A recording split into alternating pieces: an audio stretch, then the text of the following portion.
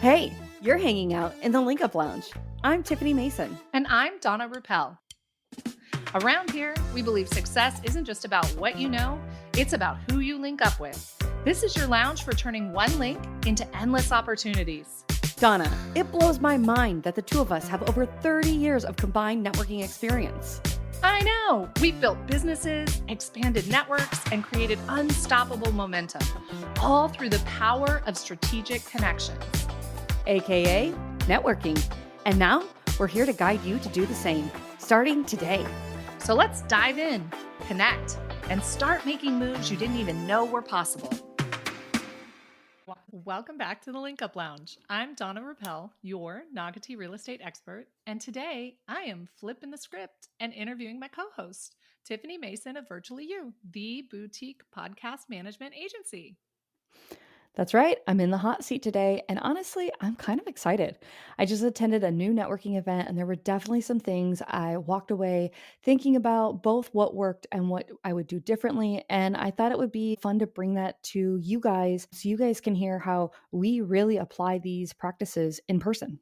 Yeah, so today's episode is all about being a participant, not the host, and how powerful it can be to walk into a new room, connect with new people, and kind of stretch your networking muscles. So, Tiffany, what made you say yes to this event in the first place? Well, I had somebody reach out to me that had invited me before, and I couldn't do it then. So she asked me again, and I was like, yeah. And I mean, it was at this place called Peppers, which is a restaurant. So I knew I was going to have some fajitas, and I was pretty pumped about it. I am a sucker for some Mexican. And I'm always looking for new networking opportunities, right? Like, what are groups that I don't know about? How do they run their meeting? There's always something to be learned. And at the very least, there's people to connect with. So I was excited about that. And it just fit into my schedule. So I said yes, signed up and showed up. Yeah, I mean, sometimes it really is all about the location. There was one for me that was at this new wine bar that just opened. And I was like, you Oh. know what? I've been wanting to check that place out. This is my excuse to go. So sometimes it's like literally like I just want to check out a location. And so that's fun that you're like, oh, I'm excited for some food. So I totally get that. Okay, so in this conversation, we are going to unpack the real time lessons from attending a network event. So, what surprised you, what you learned, and what you'd share with someone who's thinking about trying something new. So, what were your expectations going in? Well, I think we've discussed in previous episodes, I really do not like to adult alone. I like to show up with somebody I know, so there's a familiar face in the room with me, but then I usually do, part ways. So I did show up by myself, but I did end up sitting with my friend at the table, which is kind of funny because I usually don't do that. But I think it's because she said save me a spot, which of course, so then I did, but also because there was only like maybe 15 people there. So it was like an intimate group. It wasn't like, 60 people, and I really wanted Mm, to spread out. So I think that was why I ended up sitting with her. yeah. But I was ready for, just meeting new people, and my expectations were to learn something, meet someone, and just stay open to whatever came up. So, who was your first connection once you got there? Well, I ended up getting there before my friend, and I was greeted by Tom. Tom was amazing. Shout out if you're listening, Tom. Probably not, but if you are. And he was great. He was very friendly. He made some very funny jokes. And then I didn't realize, but it turns out he was the coordinator of the entire event. Oh, So we were, hitting it off right off the bat. And he just had a great smile. He had beautiful eyes. And so it was easy to talk to him. He was probably, I don't know, in his 60s maybe. So it's not like I was hitting on him or anything, but he was really very welcoming, which was really, really nice. And then as another gentleman walked up, Tom was like, oh, and now that you know me, you got to know this guy, which sent us into a whole conversation about podcasting. And this guy had a podcast in the past and why it didn't work. And we were kind of brainstorming ways to bring it back or interviews he could have. And I could tell like he was really thinking about his podcast and the impact that he could have. Yeah, so it was really fun. And I was really looking forward to the energy of the room. Everyone was standing. They weren't like sitting on their phones, like all to themselves. You could tell like just the body language was very open. yeah. Yeah. I mean, that is such a difference maker when you walk in a room and you see that people are looking up and looking around and looking Mhm. to connect Mhm. versus walking into a room and everybody's on their phone or digging through their purse or, you know, to themselves. It's just such a different environment. So that's good. I mean, it's not there's nothing worse than walking into a room where you don't know anybody and everybody's like closed. So that's good that it was welcoming. It's making me think right now of our event that we did, and I wonder if that was kind of the trigger to all the connections that were made, is that, like, you said that you were being very intentional to, like, greet everybody and dig in and find out a little bit something about them, and I wonder if that was part of it, because I was really trying to work the room too and just be very open and have conversations with everybody and anybody. So, yeah, I would say that that is the difference, right? When you walk in and it's just that welcoming, open, "Hey, who are you? What do you do? Tell me more." Yeah, yeah, for sure. So did you go in with a plan to work the room or did you just feel it out based on how people greeted you? Anytime I go to a networking event, of course, I go say hi to the people I know and, "Oh my gosh, I love your outfit," or "Your hair looks great," the normal things you say. And then I usually look around the room and I will be honest, my first gut is like, "Ugh, I'm gonna stay right here where I'm comfortable." But then, I'm like, "Nope, I took time out of my day and my intention is to be here and to meet people." And so that's what I did. And then something I've really observed of myself, I guess, lately is when you do the round robin and you introduce yourself, I really try to be like, okay, how can I best utilize this person? How could I really collaborate with this person? So as each person stood up, I really took note of what they were saying and then actually took notes of what I wanted to say to whoever. And I've noticed I've been doing it in our networking group as well. Like when somebody says something, I'll make a quick little note, even if it's like, oh, that person should run this kind of promotion. I make like a little note and then I reach out to them afterwards and say, hey, while we were in the meeting, I was thinking about this and you should do this. Like, have you ever thought of that before? So I would say unintentionally intentive. No, unintentionally intentional. Yeah, I was and I just think people in general are just so interesting to me. You just never know what their background is. You meet someone and you think, "Oh, they're just a realtor." Oh, no. Now she has been in the military. She has done commercial property before. She has been an attorney before. Like, and you're like, "Whoa." And the person just blooms and becomes somebody you're just like, "Whoa, that was so cool." So I just genuinely love meeting people and learning about them. Yeah, for sure. And once you kind of dive into their experience and their background, it is interesting how people evolve through their lives Yeah. for sure. So was there anyone like who really stood out to you? Any good conversations? There were quite a few. So Tom, who greeted me, kept alluding to this super powerful connection tool that he has created. I think that's what it is because he wouldn't like come out and say it. So that was really interesting. And he's like, "Oh, I'm very active on LinkedIn. I gotta." So, of course, I had to go on LinkedIn and stalk him and figure out, everything that was going on with him, which was really interesting. Then he's like, "I think I might need a podcast." And I thought to myself, okay, let's fire it up. Let's get this going. Right? So that was really good. And then after he and I had had that conversation and he really understood what I did, then when that other gentleman walked up for the meeting, he introduced and said, "Oh, yeah. And he used to have a podcast." And then we got talking about it. And so that was really cool. And I think it was really cool how the conversation, I could tell at first he was a little defensive or the guard was up where he was like, "Yeah, yeah, yeah, I'm not going to start my podcast again." And then the more we talked about it, and I genuinely showed, like, "Oh, well, did you do this and did you do that? And, well, what was your experience with this?" As we dug into the conversation, I could see the wheels really turning with him. So that was Hmm. kind of fun to see the body language change. Like at first it was like avoiding eye contact and arms crossed in the front. And, he might as well have just put his hand up and like, "Listen, lady, I'm not doing a podcast." But he was respectful and heard me out. And then he was like, "Wait a minute, she's maybe making some pretty valid points," which honestly kind of gave me a confidence boost where I was like, yeah, I do know what I'm talking about. Like it was kind Yeah. of kind of funny. And then, oh my goodness, my friend and I ordered the fajitas and on the menu they say sizzling fajitas. Fine. So the way that they start the meeting is the server comes around and takes the order. And then, I'm sure this is why you're laughing. The meeting's in progress, and all of a sudden you hear them coming from the kitchen. And it's like Oh my gosh. all the way to our table. And so my friend got hers first, and it's like smoking, like just like fog or steam or whatever. But it's just kind of Yeah. being obnoxious. And we're like, oh my God. And then she and I are looking at each other because I think we were both thinking, like, yours is next. Yours is next. Then the sizzling fajitas come out again.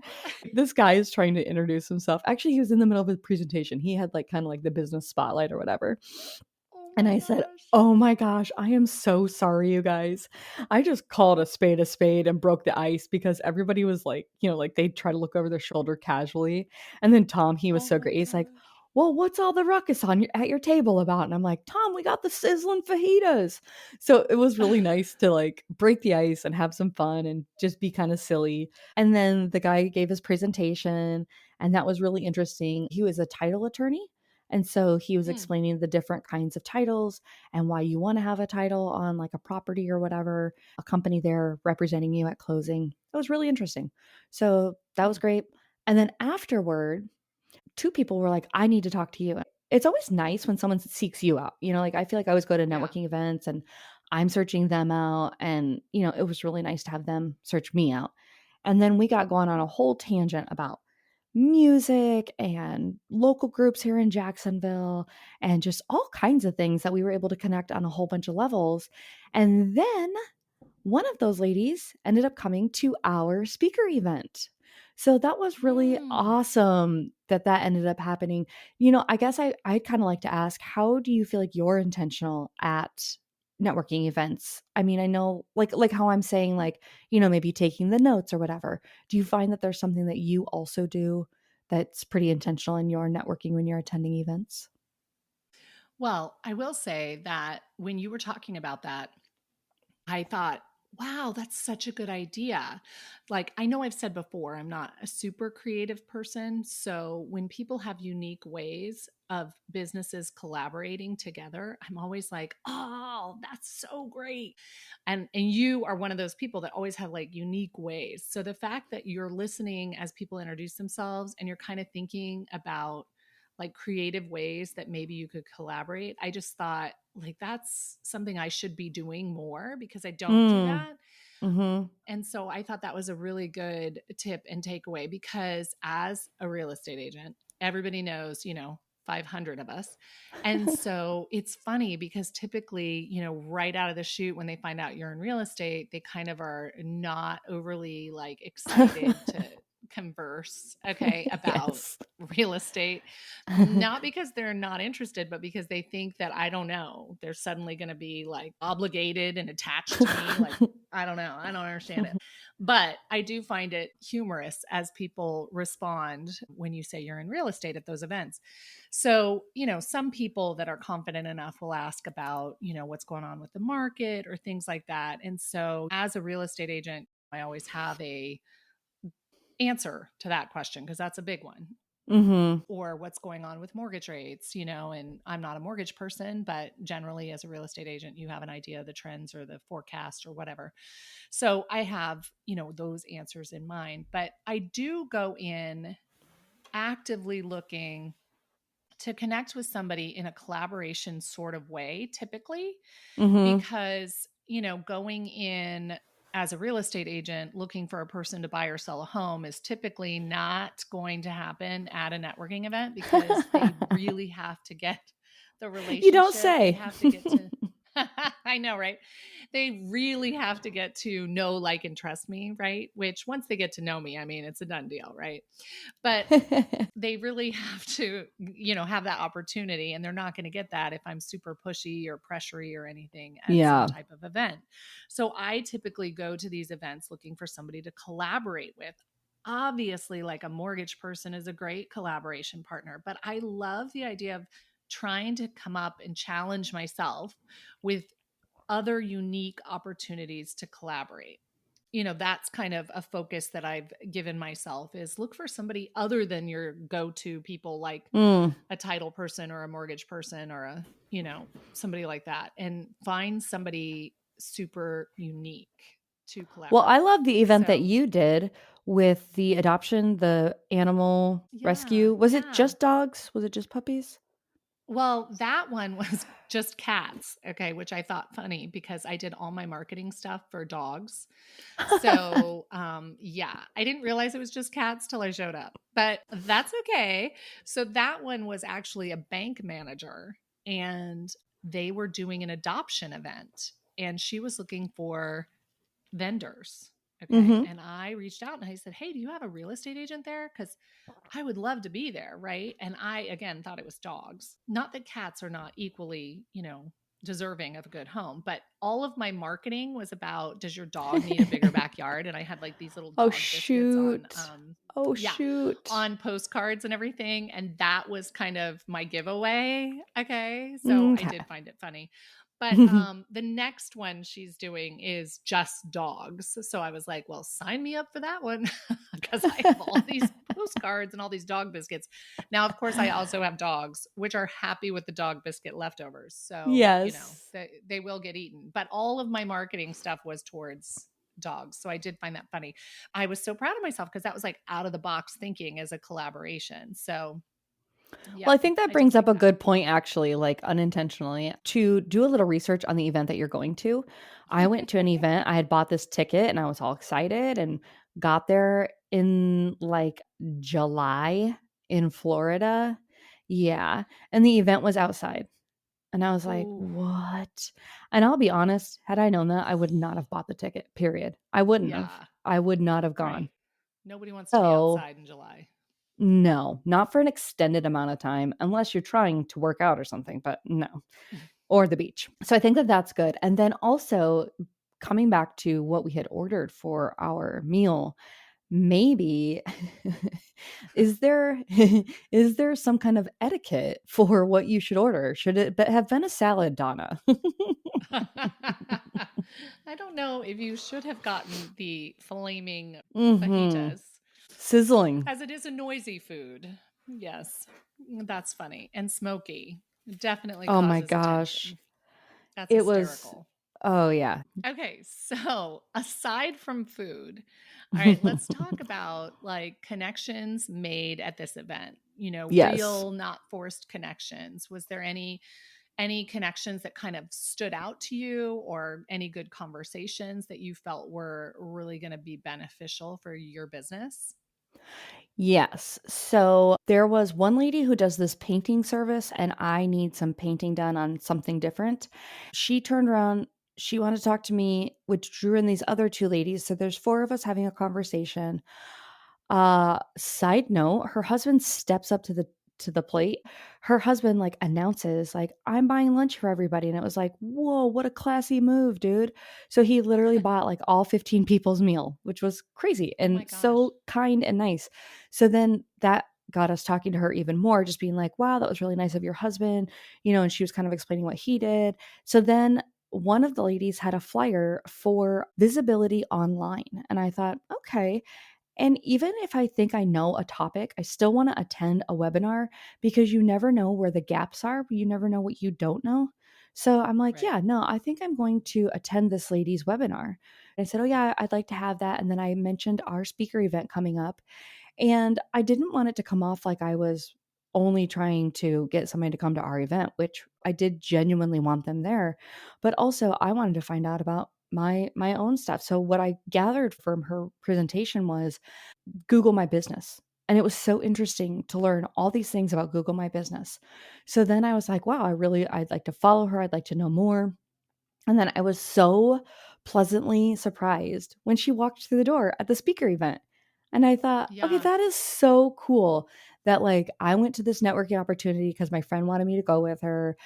I end up having these open conversations because I feel like I always have so much editing. Like if you think about what my job is, most of my podcasters have 3 episodes in the bank waiting for me to edit. So at any given time, I have 3 times however many clients I have. So right now I have 8. So I have 24 episodes that I could be working on at any given time, right?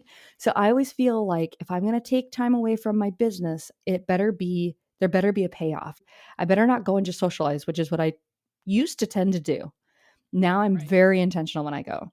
So I was like, Yeah. okay, I'm here. What do these people have to offer? Can I collaborate with anybody? Oh, there's a webinar. I want to attend this webinar. And then there was another lady, and she and I got to talking about music, like I said, and she ended up having all these great things. And I was going to actually meet her out that night for some live music. And what ended up happening was my daughter had to cheer. So I said, "Oh man, I completely forgot. My daughter cheers tonight, so I can't meet you out." Now I follow those two women on social media. And I think we talked about that in a previous episode where you follow them on social media and they keep popping up, and you're like, "Oh, yeah. Oh, yeah. Oh, yeah," because it's sometimes it's Yeah. kind of hard to remember, like, your new connections. Right. So yeah, yeah, so that was nice to have them pop up and, have something to say, and so she has a free concert tonight with her symphony band. Unfortunately, I have plans tonight as well, so I can't attend, but I would love nothing more than my love language is quality time, so I would love nothing more than to show up and surprise her and have her be like, "Oh my gosh." I feel like when you invest in other people's opportunities, they go, Yes. "Oh, she wasn't just blowing smoke. She Yes. actually really cares." Yes. Yeah, I think that's a huge takeaway. When you pour into somebody else, when you show up for their events, when you show real genuine interest in them, it proves that you're not a taker, you're a giver. And once they know you're a giver, they're going to be more interested in your content and in what you're doing. And it helps grow that know, like, and trust factor, like we've talked about. So I think that's the first thing you should do is really genuinely be interested or show interest in things that other people are doing. And then you see how it comes back to you. Okay, so let's talk about follow up. I mean, you mentioned that you followed some people on social, that you've had conversations after the event, but, talk about what you do after an event like that regarding follow up. Well, one of the main things that I do is, yes, follow them on social media so that I start seeing their content pop up when I'm just scrolling or whatever. I also have that app that I talked about, Hi Hello, my digital business card. So I'll go into my email and it'll say, "You connected with Donna Rappel." So then I'm like, "Oh, yeah." And then I take a minute and I just shoot a quick email. "Hey, it was so great to meet you." Sometimes, depending on what we talked about, it's just like a touch point, and sometimes it's a follow up, like, or a follow through. Like, I know you had some questions about your podcast. Here's my scheduling link. Why don't you grab some time? And, I can't wait to learn more about your podcast. Or I say, "That was a great idea that you had. Did you have a timeline in mind, or did you have a month that you were thinking of if there was some collaboration that we wanted to discuss further?" And then if I have anything going on, I will invite them to it. And actually, I think this is an idea that's coming to me right now, but I think I'd like to start sharing the podcast with them. I think I'd like to start Oh, saying, yeah. like, you know, "Great connecting with you. I'm always looking for networking opportunities. Not sure if you knew we have this podcast, may give you some ideas for your next networking event." I think that that would Yeah. be a good tool to be offering to them. I'm not sure, but I think that there would be a way to start sharing content that way as well. And then take it from there. I mean, sometimes you meet somebody and it's just like, "Great, glad I know them." And sometimes there's more to build on. So it just depends on the conversations we had and, the expectations we kind of haphazardly threw out there. Right. Right. Yeah. I mean, I think that the important thing when you choose to go to a networking event is that, you don't have to know anyone. You certainly don't have to know everyone. And you don't need to like say the perfect thing or have the perfect pitch or, as we've talked about in episode 2 regarding your power statement, I mean, it doesn't have to be, everything doesn't have to be perfect. Just showing up with intention, openness, kindness, it opens a lot of doors and it opens a lot of conversations. Yeah. And remember, I mean, even one great conversation can make the whole event worth it. Yeah. So, I mean, remember that just even one great conversation or connection can make the whole event worth it. This isn't a numbers game, it's about quality, not quantity. So, it's time to flip the switch on your networking mode on tip.